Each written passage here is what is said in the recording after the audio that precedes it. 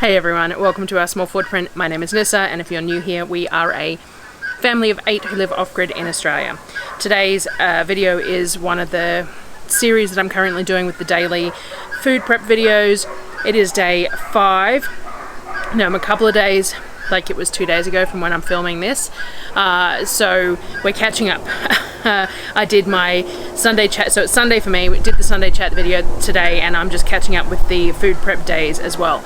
It's about to storm out here, so we'll see how we go. I am undercover though, but there might be noise, and it's that time of the afternoon that the guinea fowl are going rank at each other, so that's what you can hear in the background as well.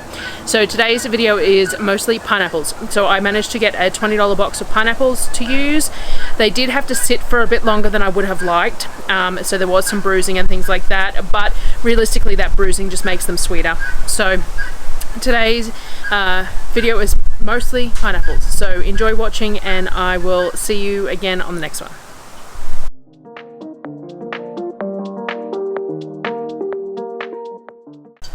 So the first thing I had to do in the morning was to clear the bench. So that is cleaning and unclipping the jars from the pork stew from yesterday. Now, I had an issue with one of the canners. The burner was knocked, the dial was knocked, and the canner went off, and I had to restart the timing. And anyway, I had a couple of jars that didn't seal, and I think it was due to that, which is fine. They're just going to go in the fridge and we'll use them, and then we get to try it too, because I haven't tried this. So that's fine. So what I had to do though was to clean and unclip them. So you take the clips off the next day and check the seals. They had the 2 that didn't seal, but I also need to wash the jars because there is some fat in the soup. Some of it had siphoned into the water, which is very normal. So I need to make sure the jars are clean. This is purely because if you put them on the shelf with any sort of food on the outside of them, then you're risking bugs and stuff wanting to come and live on your jars, and it's just unattractive. But also if they're sticky, then you get dust and dirt, and so you want to clean your jars. So I cleaned my jars, labeled them, and got them up on the shelf as the first task of the morning so that I could clear my bench and get started on the next thing. So the pineapples, they did sit in the heat a little bit longer than I would have liked. I didn't have room in the fridge, and so they were in a tote at night to keep them from the rats, the bush rats that we've got, and then during the day they were open to the air, but it was very hot and they have definitely over ripened, so there's some bruising and some discoloration in some of them, but that's fine. And the ones that are bruised or overripe are very, very sweet, so that's not necessarily a bad thing. So first what I do is I twist the tops off. So I'm going to attempt to plant the tops. I haven't done it yet. I kept the tops from the last lot I've done as well, because you can dry them out, and apparently you can plant them whenever after they're dried out. So these ones I'm going to let dry out for a few days as well, and this is supposed to help to stop from any of the pineapple that's left on it rotting. So that's fine. They'll dry out for a few days. So I twisted them off to do that with, and then I peeled them. Slice the skins off. Now I'm not being particularly pedantic while peeling the skins off here, because I'm going to use those skins for cordial. So because I'm going to use them for cordial, I gave them a scrub before I use them, but there is some debate about using these skins for the cordial because pineapples have a fair bit of chemical load on them when they're growing. Because they take so long to grow, there is certain things. So apparently they're sprayed with lime to prevent sunburn, and some other chemicals, because it's a monocrop that takes 18 months to grow. So, you know, understandable. Some people won't use the peels because of that. That is personal preference. We give them a clean with a bit of bicarb, and then we just use them. And I think the cordial's worthwhile using them for. So that becomes a personal preference, realistically. But I just wanted to, you know, put that out there as well. So we take the skins off. I'm not pedantic about it because I'm going to use them for the cordial, so it doesn't matter if there's some flesh left on them. I don't have to worry about that, which means that I don't have to worry about taking the eyes as much out of the actual pineapple either, because I can just take a little bit of extra flesh off. I was talking to someone the other day about one of those spiral ones that you stick in and it cores and spiral cuts it. I think I'll have to go looking for one of those cutters, because I think that would make my life a lot easier. And again, because I'm using the skins for the cordial, it doesn't matter that it leaves a fair bit of that flesh behind, so that's cool. So I cut all the good pineapple into little small chunks because I'm going to be canning it and freezing it. Little chunks for mainly for pizza is what we can pineapple for, or I freeze it to use in smoothies or Fruity Dream. In the next couple of days I might make the Fruity Dream, which is basically frozen fruit with an egg white and a bit of sugar, and it's turned into this gorgeous ice cream type thing. So I might make that in the next few days with some of this pineapple and maybe some mango that I got left or something like that, maybe some strawberries, but it'll be really nice. So I will do that. But yeah, I just cut it all into these little tiny chunks because I find that that's the most versatile for us. I can shred it later on, like if I want to open a jar and make it shredded pineapple to use for like a hummingbird cake or something, then I can do that. But I can't turn it from shreds back into chunks, so I just prefer to can it all in those chunks and go that way. So once I get it all sliced up and I actually sort of ran out of room on the table really, which is why I started on the peels next. But the more surface area of something you have, the more flavour you're going to get out of it. So with the peels and the cores and the bits of bruised flesh that I kept and all the rest of it, the best way to get the most flavour is to puree it or mince it. So you could cut it really fine if you just want to do it by hand. But what I was doing was putting it in batches in the Thermomix. So it ends up almost like a baby food texture, I suppose, so that you've got all the peels, the core, the bits of pineapple and everything all end up in this sort of mush, and that mush is what you're going to make the cordial from. So all that surface area and all that pineapple being turned into that is what helps to give you all the flavour. So while I was doing that, I was adding it to the pot, but I was keeping track of the weight, because the recipe that I base my cordial on is Sally Wise's recipe. It's on her website. I'll try and remember to put the link in the comments. I did put it in the last video that I did this on though. And Sally Wise pineapple cordial. If you search, Google that, you find it. But she does the ratios by the weight of the pineapple scraps that you're using. So I weighed the pineapple scraps as I was going, just to have a general idea of how much I had, so that I could look at her recipe and alter it as I wanted to, but have a general idea of that. Once I diced up all the pineapple into the small pieces, I filled a steam can a load full. So we mostly use these jars for pizza. So I add half a tablespoon of sugar to each jar and top it with boiling water. I have done it without sugar, but the pineapple gets very washed out because a lot of the pineapple flavour goes into the water. And that's fine, the kids drink the pineapple juice or whatever you know, the flavoured water as well, no matter what. But the pineapple itself ends up quite tasteless. So what I do is I just add half a tablespoon of sugar into the jars and pour boiling water over the top. I don't want to use sugar syrup because I don't want that much sugar in it. I just want that little hit of sugar. It helps with keeping the pineapple a nice bright colour and giving the pineapple that flavour rather than washing the flavour out into the water. But the sugar is completely optional, so you can use more or less. Like, you can use, a lot of people do a heavy syrup for their pineapple. I kind of don't see the point in canning pineapple if you're going to use a heavy syrup on it. It just sort of, it's not my thing. But this half tablespoon of sugar is plenty for each jar to just give it that bit of brightness. I am going to just do a single can load of it. So I debubbled the jars with all the chunks of pineapple in there. Important because they're all different sizes. You want to debubble it, make sure there's enough water. And then all these jars are reused jars. Now, even though they all look different and slightly different capacities, all of these jars are a 63mm lid, which is why I picked these particular jars, because I could just grab the same size lids out. I recently got a new order of lids, so these are new lids, but I do reuse lids at times as well. It just depends on what I'm doing and whether it's important that it works or not. Like, if I'm doing some things and I'm reusing a lid, I've got to be aware that it's possible that it will fail and I'll have to use that product, and that's fine. But if I am desperately wanting it on my shelf, then I make sure to use a brand new lid. Anyway, I did all the normal things, cleaned the rims with white vinegar, cleaned the lids with white vinegar, put the lids on and that sort of thing. I probably could have fit a few more jars in the canner, but I didn't realise at the time. But I do have another 20 odd jars of pineapple on the shelf. So this brings me up to around about 6 months of one pizza night a week. So I'm pretty happy with that.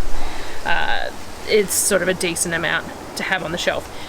I suppose ideally I should look for 12 months because pineapples come into season yearly, theoretically, though we have had a fairly long season of pineapples this year. So we'll see how that runs to next year, and I'll keep an eye on when I run out of pineapples and when they're available again.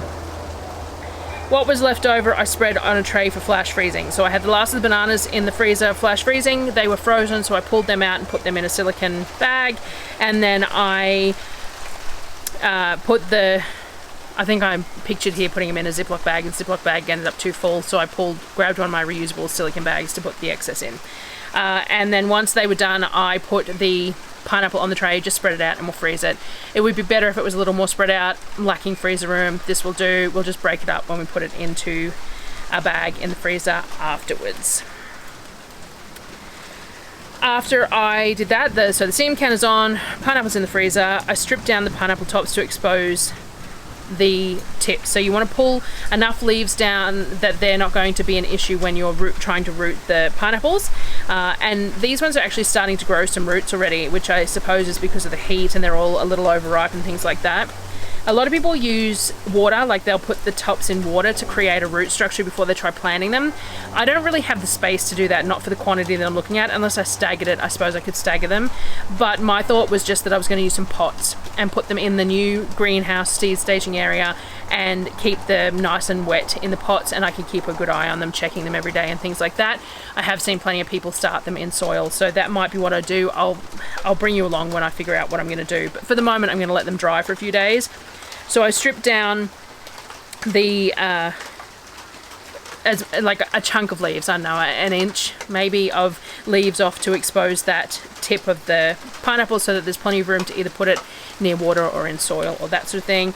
And I am thinking that if I put them in soil and put them in the seed staging area, I might leave them there over winter where they're a bit more protected, and maybe they'll make it through the winter to be able to push their growth in summer, and then they'll survive out in the ground next winter because they'll be more established. That's the theory anyway. So the steam canner has to be in the dark green for my altitude, so you have to, there's 3 different zones. The dark green is what needs to be done for my altitude, and we're processing these jars for 20 minutes. So once it hits the dark green, I start the timer. Once the 20 minutes is up, I turn the burner off, let it sit for 5 minutes like everything else, and then I open them and pull the jars out.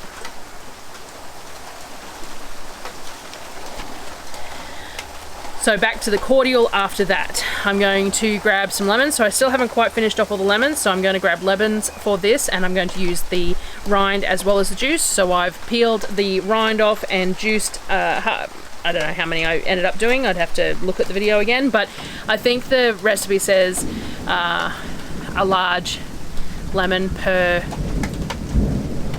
like amount of, I think it's a large lemon per 1.5 kilos of puree. I can't remember off the top of my head. It's in the recipe anyway, and I chose the amount of lemons for their size to make the equivalent, in my opinion. Peeled the lemons and juiced them to use for that. Glad to have fresh lemons on hand to be able to do that, though I do freeze the rind and the juice anyway. Then I used the leftovers of the lemons that I had done that to put in that syrup jar that wasn't quite full, like I talked about yesterday.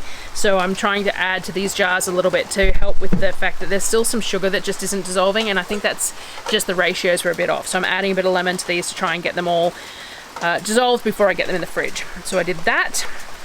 I split the pineapple puree between 2 pots because it was a bit too much for 1 pot, because I'm going to be adding some liquid to these. I added the lemon peels and the lemon juice. I added some dried ginger because I have dried ginger on hand, and I'm running short on fresh ginger, and then the boiling water to the relevant amounts based on the recipe. I also added some tartaric acid once I got it on the stove, because I'm intending to can this. It needs to have tartaric acid or citric acid in it, or both. It's a bit of a, they give you some options. And then bring it to the boil, and then turn it down to a simmer for 15 or so minutes. You're just wanting the flavors to permeate through the liquid so that you've got all the ginger, the lemon, the pineapple and everything all in that liquid. I let it sit for a while, however long it took, simmered for the 15 minutes or whatever, and then came back to it, sort of thing. Then I got myself a piece of lemon cake, and I had been talking about the fact that I had forgotten to show anyone the inside of the cake, or I hadn't sliced it when I had been on camera or anything. So I had some of the lemon cake, and I put it on camera to show you the inside of it. So it has those layers of cake, crumble, and the lemon curd in the middle, and it's just really good. So I just wanted to show you that. This has been refrigerated too, which is why it's quite solid, and it's tasty from the fridge or not. Once the cordial has been simmering as long as it needs to simmer for, then you need to strain the solids. I use these flour sack tea towels. They're really sturdy and strong. They don't tear. I have issues with cheesecloth because sometimes it tears. It's a little inconvenient. So I find these flour sack tea towels amazing. I bought them on Amazon, and they were worth every cent, because they weren't cheap for tea towels, but they were worth every cent. So what I did was I did it in batches, filled the tea towel with the solids, and then I would twist it to squeeze it out. I was using tongs because it was quite hot, so I'd hold the top of it and use tongs to do like a quarter turn to squeeze it out, and then I would keep on going, hold it and then squeeze it, hold it and squeeze it. All these end bits are going to go to the chickens. They'll really enjoy them, so we're getting as much liquid as possible out of it. I did think that maybe this would be a time that a food mill or a moulée would work well, but I don't own either of those at the moment, so we'll see how we go next time. But maybe that would be an option to get a little bit more liquid out of the scraps. The more you can get, the better, because that's the more you can. Once you have all the liquid that you can get out of the scraps, then you have to measure that liquid out. Now the recipe states 1 cup of sugar per 1 cup of liquid. That's a little much for us. I have made it at full strength, and while it is lovely, it's very sweet, and we just don't do a whole lot of sweet. Like we use plenty of sugar, but we tend to tone it down in everything, so everything's just a little less sweet than most recipes call for. So what I did was I did half a cup of sugar per cup of liquid, and that was perfect for us. We've drunk it since then. We have it in soda stream, generally speaking. The kids sometimes have it in soda stream or in water. That's fine, and it's still a lot of sugar, but we drink it in very small amounts, so I'm okay with it. It's one of those, pick your poison things. I would much prefer to be drinking something that has raw sugar in it that I've made myself with fruit and stuff than something with an unknown.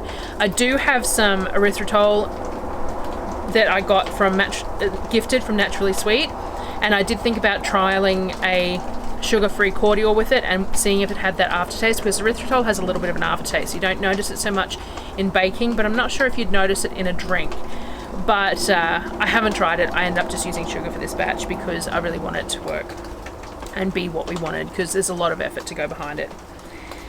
So you want to bring it to a low simmer once you've added the sugar, just to dissolve the sugar. If you don't dissolve your sugar fully, when you stick it in the fridge later or whatever, it will crystallize back up. So you want to make sure your sugar is dissolved. I use these passata jars. I find them really good for cordials because they've got a nice narrow mouth for pouring into the soda stream bottles. You don't overuse it, you don't spill it, things like that. So I keep all my passata bottles for many things that need pouring. I have even used them for barbecue sauce before. So clean the rims with vinegar. Make sure you do it well, because of course the cordial has sugar in it, so you don't want that sugar interfering with the seal of the jar. So clean the rims well with white vinegar as per normal. I clean the insides of the lids with white vinegar as per normal, because that's just the way I do it. And it goes into a water bath canner for 25 minutes, I believe. I will put a correction in here if I need to voice over that, but I believe it's 25 minutes for these jars. And they get processed for 25 minutes as per normal. Once the time is up, you turn it off, let it sit for 5 minutes. So while that was going, we started dinner. It's getting very late. So while that was going in the canner, it takes quite a while for that canner to get up to boiling because of the amount of water required to cover that size jars. Unfortunately, the steam canner is too short for passata jars. Very annoying, because I use passata jars for a lot of things, so I cannot use the steam canner with the passata jars, which just sucks a little bit. But anyway, so they're going in the water bath canner. It takes quite a while to get to boil with that much water. I did dinner while I was waiting. We did green chicken curry because it was requested. We made some coconut rice to start with. I just use a white rice is what I used here, a tin of coconut cream and enough water to bring it up to the first knuckle above the rice. So I don't measure it as such. It's whichever pan you're using. Put the amount of rice you want in there, put the liquid up to the first knuckle in the pan, and then turn it up to get it to a boil, then turn it down to a simmer for about 15 minutes until you can see all the little holes in the rice, no more liquid. Turn it off, let it sit for 5 minutes, then fluff it. That's how I make my rice. It's pretty easy. Coconut rice is really lovely with curries, obviously. And I made the green curry. I use a Valcom brand green curry paste. I really need to make my own green curry, but I'd have to specifically buy some ingredients for it and then make a big batch and freeze it, which is fine. I just haven't got around to it. So this Valcom green curry is my favorite jarred green curry, and I just use it with some coconut cream and fish sauce and a tiny bit of sugar. I use it basically exactly as the back of the jar says. And we had some of that purple broccoli left that we needed to use. We've still got plenty of zucchini, so I diced that up, and I had some chicken breasts in the fridge, so I used them as well. So we had chicken, broccoli, zucchini, green curry, coconut rice, which was really delicious, and we had the leftovers the next day too, so it was really good. After dinner, the jars were ready to come out of the canner, so I pulled them out to sit on the bench. So anytime you can, you want your jars to sit on the bench overnight or for 24 hours ish before you check the seals. If you check them straight away, sometimes they haven't sealed, because the whole process of canning, the sitting on the bench is part of the process of canning. So whilst they should can in the, whilst they process and release all the oxygen and everything in the canner, sometimes those lids don't suction down properly until they've been sitting on the bench for a while. So don't fiddle with the lids until the 24 hours are up. You cannot say definitively whether something has sealed or not until that 24 hours is up, and then you know for sure whether it has or hasn't. I did get asked a while back, I don't think I've mentioned in a while, that if you're using these lug lid jars, then you do need to check if they've sealed. If you stick a pencil or a knife on the top of the jar, if you can see daylight underneath it, then they've gone concave and they're sealed. If you push on them, they make a different sound depending on if you tap on one that hasn't sealed versus one that has, so you can do that. Or if you push on them a little bit, then they do have a tendency to bounce a little bit if they haven't sealed. The lids I used for the pineapple chunks were pop top jars, so they're really easy to see whether they've sealed or not. But for things like the passata, I do the pencil test. I stick a pencil across the top, and if I can see the see daylight between the pencil and the lid, then I know that that has sealed because the lid is concave. So that was it for today. It was enough and I will see you again tomorrow. Tomorrow is lard, I think. I think that's the next thing I did, was processing 20 kilos of pig fat into lard amongst whatever else I did for the day. So I'll see you tomorrow and have a great one. See you guys.